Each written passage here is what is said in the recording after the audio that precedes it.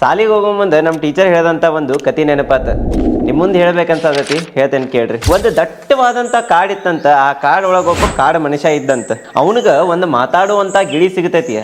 ಅದನ್ನ ಮಾತಾಡೋ ಗಿಳಿ ಅಂತ ಹೆಸರಿಟ್ಟ ಅದಕ್ಕೊಂದು ಕಟ್ಟಿಗೆಯ ಪಂಜರ ಮಾಡಿ ಅದ್ರೊಳಗೆ ಇಟ್ಟು ಬಿಡ್ತಾನಂತ. ಒಂದು ದಿನ ಆ ಮನುಷ್ಯಾಗ ಊರಿನ ಶ್ರೀಮಂತನಿಂದ ಇನ್ವಿಟೇಷನ್ ಬರ್ತೈತಿ, ನಮ್ಮ ಮನ್ಯಾಗ ಕಾರ್ಯಕ್ರಮ ಐತಿ ಬಾಪಾ ಅಂತೇಳಿ. ಆ ಮನುಷ್ಯ ಕಾಡು ಮನುಷ್ಯ ಏನ್ ತಗೊಂಡ್ ಹೋಗ್ಬೇಕವ, ಅದಕ್ಕವ ಏನ್ ಮಾಡ್ತಾನ, ಆ ಪಂಜರ ಸಮೇತ ಆ ಪಕ್ಷಿನ ಅಂದ್ರ ಗಿಳಿ, ಮಾತಾಡೋ ಗಿಳಿನ ಓದ್ ಗಿಫ್ಟ್ ಕೊಡ್ತಾನಂತ. ಅವ ಹೇಳಿ ಕೇಳಿ ಶ್ರೀಮಂತ. ಅವ ಏನ್ ಮಾಡ್ಬೇಕು, ಬಡ ಬಡ ಪಂಜರದಾಗಿಂದ ಪಕ್ಷಿನ ತೆಗೆದು ಒಂದು ಬೆಳ್ಳಿ ಪಂಜರ ಮಾಡಿ ಅದ್ರೊಳಗೆ ಇಟ್ಟು ಬಿಡ್ತಾನೆ. ಹಂಗ ದಿನಗಳು ಕಳೀತಾ ಹೋಗ್ತಾವು. ಒಂದು ದಿನ ಆ ಶ್ರೀಮಂತಗೂ ಸಹಿತ ಊರಿನ ರಾಜನಿಂದ ಇನ್ವಿಟೇಷನ್ ಬರ್ತೈತಿ, ನಮ್ಮ ಮನ್ಯಾಗ ಕಾರ್ಯಕ್ರಮ ಐತಿ ಬಾಪಾ ಅಂತೇಳಿ. ಆ ಶ್ರೀಮಂತ ವ್ಯಕ್ತಿ ಬೆಳ್ಳಿ ಪಂಜರ ಸಮೇತ ಮಾತಾಡೋ ಗಿಳಿನ ರಾಜನಿಗೆ ಗಿಫ್ಟ್ ಆಗಿ ಕೊಡ್ತಾನೆ. ರಾಜನ ಹೆಂಡತಿಗೆ ಆ ಗಿಳಿ ಎಷ್ಟಿಷ್ಟ ಆಗ್ತೈತೆ ಅಂದ್ರೆ ಬೆಳ್ಳಿ ಪಂಜರದಾಗಿಂದ ತೆಗೆದ ಅದನ್ನ ಬಂಗಾರ ಪಂಜರದಾಗ ಇಟ್ಟು ಬಿಡ್ತಾಳೆ. ಮತ್ತು ಆ ಪಕ್ಷಿ ಪಂಜರದಾಗ ಉಳಿದು ಬಿಡ್ತೈತಿ. ರಾಜರ ಮನಿತನ ಅಂತಂದ್ರ ದಿನ ಬೆಳಗಾದ್ರ ಕಾರ್ಯಕ್ರಮಗಳು ನಡೀತಾನ ಇರ್ತಾವ. ಒಂದು ದಿನ ಪುರೋಹಿತರು ಬಂದು ರಾಜನ ಮುಂದೆ ಏನಂತಾರ, ಹೋಮ ಹವನ ಮತ್ತ ಮಂತ್ರಗಳನ್ನ ಹೇಳಿದ್ರ ನಿಮಗೆ ಮುಕ್ತಿ ಸಿಗತೈತಿ, ಜೀವನದಾಗ ನೆಮ್ಮದಿ ಇರ್ತೈತಿ ಅಂತ ಹೇಳ್ತಾರ. ಅದನ್ನ ಕೇಳಿಸ್ಕೊಂಡಂತ ಗಿಳಿ ಪಟ್ಟನೆ ಹೇಳಿಬಿಡ್ತೈತಿ, ಇವ್ರು ಹೇಳೋದೆಲ್ಲ ಬರೀ ಶುದ್ಧ ಸುಳ್ಳು ಅಂತ ಅಂದ್ಬಿಡ್ತೈತಿ. ಅಂದ ಕೂಡಲೇ ಅವರು ಒಂದು ಸೆಕೆಂಡಿಗೆ ಗಾಬರಿ ಹಾಕಾರ, ಸುಮ್ಮಕ್ಕಾರ, ಮತ್ತು ಅದನ್ನ ಹೇಳ್ತಾರೆ ಅವರು. ಅದು ಮತ್ತೂ ಹಂಗೆ 2-3 ಸಲ ಅಂದ್ಬಿಡ್ತೈತಿ.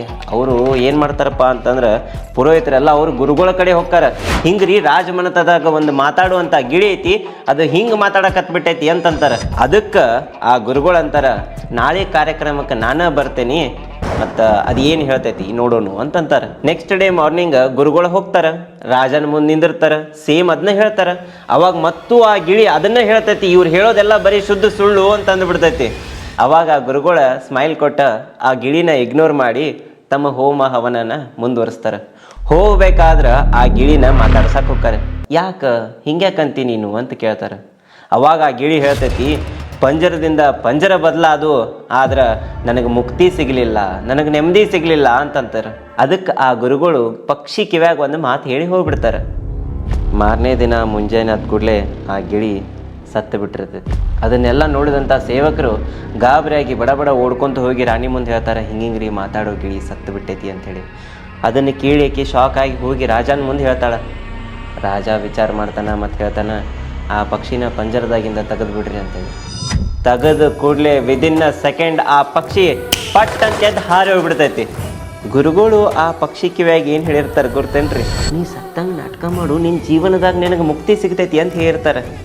ಗುರು ಮಾರ್ಗದರ್ಶನ ಇತ್ತಂದ್ರೆ ನಮ್ಮ ಜೀವನದಾಗ ಎಂಥ ಕಷ್ಟ ಆದರೂ ಇರಲಿ, ನಾವು ಆ ಕಷ್ಟದಿಂದ ಪಾರಾಗ್ತೇವಿ ಅಂತ.